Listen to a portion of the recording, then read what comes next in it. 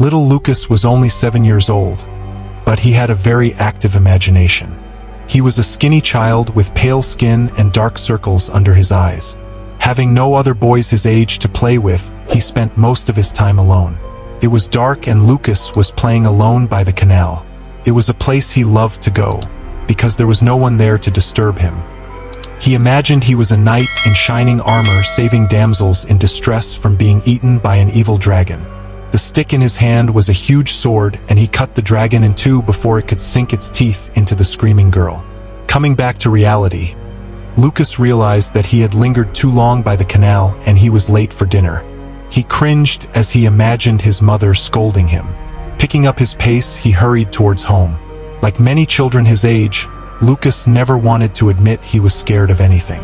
However, in the darkness, the road home looked strange and unfamiliar. He lived near a cemetery, but that was not what scared him. Ever since he was a baby, his parents had taught him that he had nothing to fear from the dead. To reach home, he had to walk down a long, deserted alley that was bordered on both sides by abandoned buildings and disused factories. As he walked past the dirty and broken windows, he imagined eyes staring at him from the darkness and grotesque beasts lying in wait behind every corner. He could not admit to himself that he was afraid. His father always said that fear was for cowards, and Lucas didn't want to see himself as a coward. After all, he was a knight, a brave warrior, and he shouldn't be afraid of anything. That night, the alley was much more quiet than usual, and Lucas had to tell himself to be brave. He could hear his footsteps echoing distinctly all the way, and every so often he thought he saw strange movements in the windows of the dilapidated buildings. "Come on, Lucas," he mumbled. "You have nothing to fear." Just then, he heard a loud noise up ahead and a trash can tumbled over. It startled him and he stopped suddenly in his tracks, shaking like a leaf. Then, he saw a big rat skitter across the alley and disappear into one of the abandoned buildings. Lucas breathed a sigh of relief and kept on walking. Minutes later, he heard the sound of footsteps echoing behind him. The blood froze in his veins. He turned around just in time to see the dark shadowy figure approaching in the distance. All he could make out was the silhouette of a tall man in the moonlight. Lucas was overcome by a feeling of impending doom and panic gripped his heart. He wanted to run, but for a moment the muscles in his refused to comply. He was rooted to the spot. Glancing behind him again, he realized that the shadowy man was getting closer and closer. His heart beating fast, Lucas took off running like a madman. The dark figure was hot on his tail. He was only a short distance from his home, but he was being pursued. The frightened boy ran as fast as he desperately trying to reach the safety of his house. He could hear the footsteps behind him getting nearer and nearer.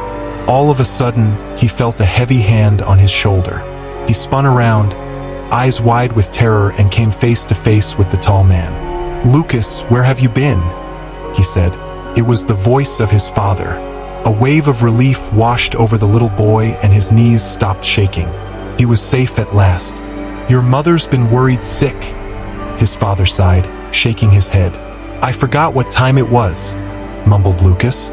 His father took him by the hand and led him home. When they walked into the kitchen, his mother got up from the table. She had a frown on her face. "What time do you call this?" she scolded. "You're late for dinner, young man." "Sorry, Mom," Lucas replied, hanging his head. "It won't happen again." "Well, what are you waiting for?" she said. "Set the table while your father gets dinner ready." Lucas ran over to the kitchen drawer, took out the knives and forks and placed them on the table. His father went down into the basement, and when he returned, he was carrying a young girl. Her hands were tied behind her back and there was a gag over her mouth. Her eyes were wide with terror. His father carried the girl over to the kitchen table and placed her in the center, on a silver platter. "Dinner is served," he announced.